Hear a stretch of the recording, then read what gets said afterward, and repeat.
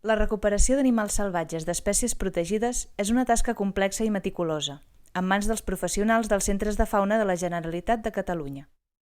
Aquests centres ofereixen sovint també una oportunitat de contribuir a l'educació ambiental de la població i són alhora espais oberts al voluntariat ambiental, que ajuda al seu funcionament tot gaudint de la possibilitat d'aprendre, formar-se i viure en primera persona una experiència positiva per a la col·lectivitat. Una primera contribució a l'abast de qualsevol ciutadà és dirigir-se a un centre de fauna en cas de trobar un animal salvatge, d'una espècie protegida, ferit o desvalgut. Però la implicació a través del voluntariat, com a col·laborador, de forma regular i coordinada amb l'equip tècnic, és un pas més enllà i pot arribar a ser molt rellevant pel funcionament dels centres de recuperació de fauna. A través d'entitats que formen part de la xarxa de conservació de la natura, la tasca dels col·laboradors voluntaris permet fer més ambiciosa i eficient la feina dels centres de fauna. El GREMP, vinculat al centre de Torrefarrussa, l'Associació Trenca, en el cas de Vallcalent, i l'APNAE lligada al Centre de Fauna dels Aiguamolls de l'Empordà, vetllen per la coordinació amb els propis centres i per la formació dels voluntaris, per tal que la seva contribució sigui qualitativament important.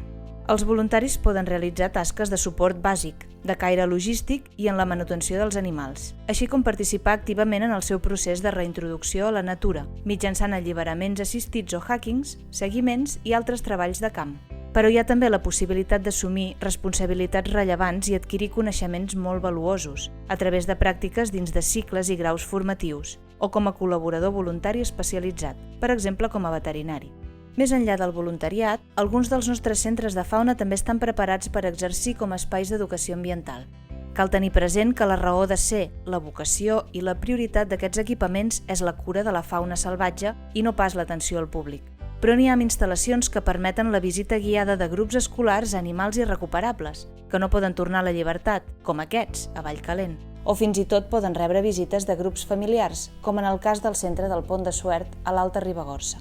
Totes aquestes activitats als centres tenen un punt culminant, en el qual el voluntariat també pot participar, l'alliberament dels exemplars recuperats. És sens dubte el moment més emotiu i una oportunitat única per fer educació ambiental, que fa dels nostres centres de fauna també una eina oberta a la implicació, la sensibilització i l'aprenentatge de tothom.